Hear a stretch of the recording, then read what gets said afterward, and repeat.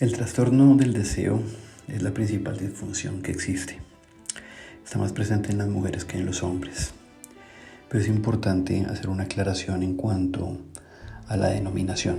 Según la doctora Kaplan, el deseo sexual hipoactivo es cualquier trastorno del deseo cuya etiología aún no sea conocida.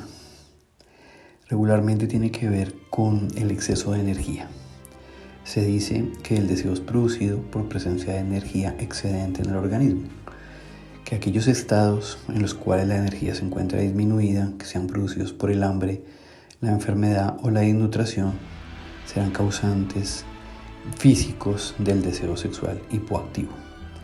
En cambio, cuando las causas de la disfunción son de origen psíquico o social, se llama deseo sexual inhibido. Por lo tanto, el deseo sexual hipoactivo se definirá como la carencia de energía excedente que impide el funcionamiento normal o fisiológico básico para el deseo y que éste se exprese. En cambio, el deseo sexual inhibido se define como la disfunción que se produce cuando, habiendo energía excedente y un funcionamiento fisiológico normal, el deseo no se expresa, ya sea porque hay una inhibición psíquica o una inhibición social.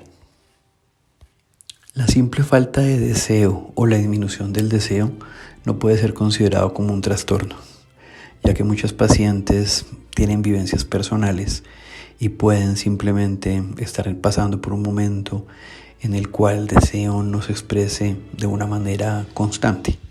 Sin embargo, esta falta de deseo sí se puede convertir en un problema cuando la persona tiene dentro de su vivencia esta carencia como un síntoma nocivo, ya que lo convierte en un conflicto que le genera angustia, y la angustia se convierte en un círculo vicioso que luego va a producir que el deseo tampoco se exprese, por lo cual la característica principal de casi todos los trastornos sexuales es la angustia. Es importante conocer esto, ya que muchas personas que tienen una frecuencia baja del deseo sexual no les interesa en absoluto mejorarlo. Es más, puede ser hasta algo gratificante para aquellas personas que no tienen una pareja o que no tienen una frecuencia sexual alta, ya que si no tienen mayor deseo, pues no tienen problema en con quién lo van a expresar. Pero puede convertirse en un conflicto si recibe presiones externas sociales o si tiene una pareja que lo induzca a ello. Una pareja puede compensar con el desarrollo y el cultivo de sus sentimientos una carencia de apetito sexual. De todas maneras, en todas circunstancias, el bajo deseo sexual se puede considerar normal en cuanto éste no vaya a crear conflictos ni se vaya a derivar en un trastorno, sobre todo de ansiedad. Es así como podemos entonces clasificar las disfunciones de la fase del deseo en dos: el deseo sexual hipoactivo y el deseo sexual inhibido. A partir de esta división, pues establece una clasificación común para las demás disfunciones sexuales, las cuales se pueden clasificar en primarios o secundarios y pueden darse en forma global o selectiva. La disfunción sexual primaria es poco común y se caracteriza principalmente por una historia de sexualidad durante toda la vida. La falta de interés se remonta a la infancia, no teniendo como consecuencia ningún tipo de práctica sexual, ni siquiera masturbatoria. Es un estado que viene característico por alguna causa orgánica grave, como constitucionales, deficitaria de ciertas enfermedades. También puede haber patogenias graves como la esquizofrenia, depresiones crónicas o conflictos neuróticos profundos. En la disfunción del deseo sexual secundaria, que es más común, se caracteriza por una pérdida o inhibición del deseo sexual después de una historia de desarrollo sexual normal. Sus trastornos más comunes son causas múltiples y también pueden encontrarse causas orgánicas como causas psicológicas y sociales a la vez. La disfunción puede ser, cualquiera de estas dos puede ser global, cuando la paciente deja de desear por completo cualquier tipo de contacto sexual, independientemente del objeto, del medio o de otros factores. El sujeto simplemente no experimenta ningún tipo de deseo, pensamiento sexual, ni fantasías eróticas, ni sueños eróticos. Y la disfunción puede ser selectiva, cuando el sujeto manifiesta una selectividad con relación al medio, al objeto u a otros factores. Por ejemplo, algunas personas pueden sentirse con deseo sexual para tener relaciones con una persona o pareja, o simplemente relaciones sexuales masturbatorias. O puede tener deseos simplemente en determinados medios, como en algún sitio, en sitios especiales, como en el campo, en un ascensor, en algún sitio público. O pueden sentirse inhibidos dependiendo de las personas, de pronto de su pareja o de algún factor que la estrese. En cuanto a la etiología de las disfunciones de la fase del deseo, encontramos la primera, que es causa inmediata específica. Es la formada por la combinación de sentimientos de angustia asociados a un mecanismo de defensa incorrecto para evitarla. La persona siente el deseo como algo nocivo, inmolar o peligroso. Esto le genera angustia, y para poder suprimir esta angustia, elabora un mecanismo de defensa para no sentir deseo. La disfunción como tal se origina cuando estos mecanismos de defensa no funcionan y la paciente sigue sintiendo el deseo, que le va a producir una angustia mayor. Los mecanismos de defensa que regularmente utiliza el paciente o la paciente para disminuir el deseo son la negación. Es simplemente pensar que no tiene deseo, así lo esté sintiendo. El de evitación, que es uno de los más comunes, que es evitar toda circunstancia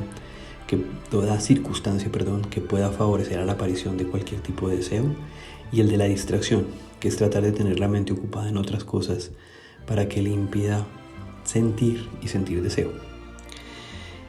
Esas son más o menos las causas. Cuando alguna de estas falla, se genera la angustia, y en algunas ocasiones se puede crear hasta aversión al sexo, que es como odio a sentir cualquier tipo de deseo, de atracción sexual.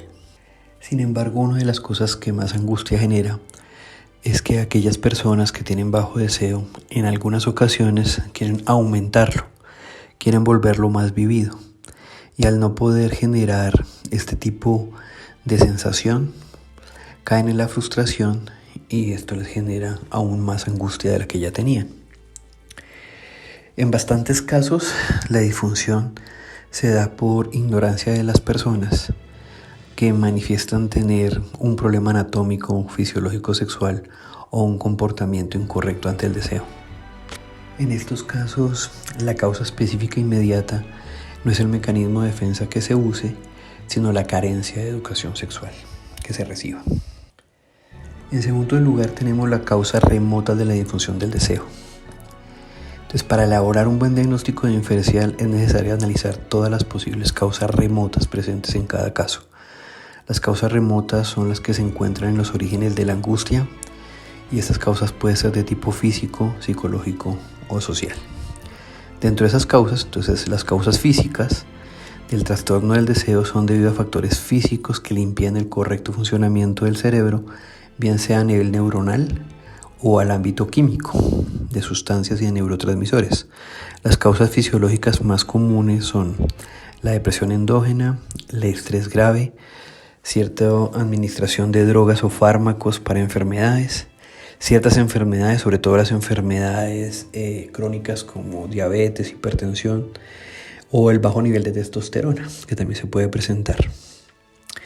El tener claro estos datos pues nos ayudan mucho a descartar cualquier tipo de causa física, y se puede simplemente hacer un tratamiento con el cual puede haber mejora. Sin embargo, hay que tener en claro que aquellas pacientes o aquellos pacientes que han tenido una causa física previa pueden ya tener un problema psicógeno que se haya asociado al no tener un deseo sexual normal. Dentro de las causas psicógenas, entonces, regularmente cuando hablamos de causas psicógenas puras es porque ya hemos descartado algún tipo de causa fisiológica. Podemos encontrar muy graves trastornos del deseo sexual, y regularmente pueden ser por una supresión involuntaria o inconsciente, pero en muchas veces es activa.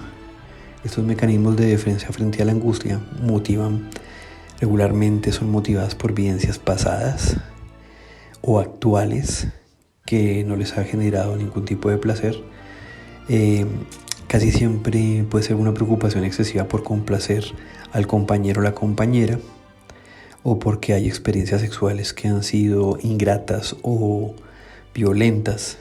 También puede haber una persecución sexual obsesiva por parte del compañero, sentimientos de culpa, o puede ser por algo cultural, como que haya normas morales o prohibitorias que se hayan aprendido desde la infancia. Las vivencias de nivel medio se encuentran regularmente miedos a la intimidad o al éxito también. Y hay vivencias muy profundas como conflictos edípicos, problemas fraternales o estrés postraumático por algún tipo de violencia sexual en la niñez. Todo este tipo de emociones dan miedo, vergüenza y culpa. Y esto pues obviamente genera angustia, que es la clave de todas las alteraciones. Si las causas psíquicas son de carácter grave o profundo, la difusión debe ser tratada por un psicoterapeuta o un profesional. Cuando las causas psíquicas son leves, deben ser asociadas regularmente a causas sociales y pueden ser abordadas con una orientación y con terapia de pareja. La mayor parte de las causas psíquicas están asociadas a miedos a desear, porque el deseo es vivido y es vivido como si fuera un peligro, y la defensa se establece no deseando. Hay una lista de posibles peligros que pueden crear miedo y están asociados a la sexualidad. Esta lista puede estar dada por el miedo al embarazo, miedo al descontrol durante la relación sexual, miedo a que el sexo la domine, miedo al compromiso, miedo al fracaso, miedo a daños físicos, y puede haber hasta miedo al placer o miedo a tener una disfunción sexual. También se encuentran las causas sociales. Estas causas sociales son regularmente generadas por influencias culturales y pues varían dependiendo del país o de la región en la cual se encuentre. Casi siempre se debe a una educación represiva, a una influencia de modelos sexuales puritanos, a relaciones sexuales clásicas o de pobre comportamiento de género. La falta de deseo en algunos casos puede ser una respuesta lógica a situaciones sexuales vividas sin placer, y el deseo puede disminuir cuando las experiencias sexuales no son satisfactorias. Muchas veces debido a la falta de comunicación entre la pareja, comunicación inadecuada o falta de consenso en las propias prácticas sexuales, o utilización de algún tipo de prácticas que puedan generar desagrado, asco o enojo. Asimismo, las relaciones sexuales pueden tenerse sin ganas por miedo a abandono de la pareja, con lo cual hace que, si esto se produce de forma reiterativa, la falta del deseo se pierda y simplemente se tengan relaciones sexuales por, entre comillas, cumplir. Esto asociado a que también pueden haber situaciones conflictivas dentro de la pareja, y esto puede generar una falta de deseo, ya sea porque hay un conflicto afectivo o un conflicto de convivencia.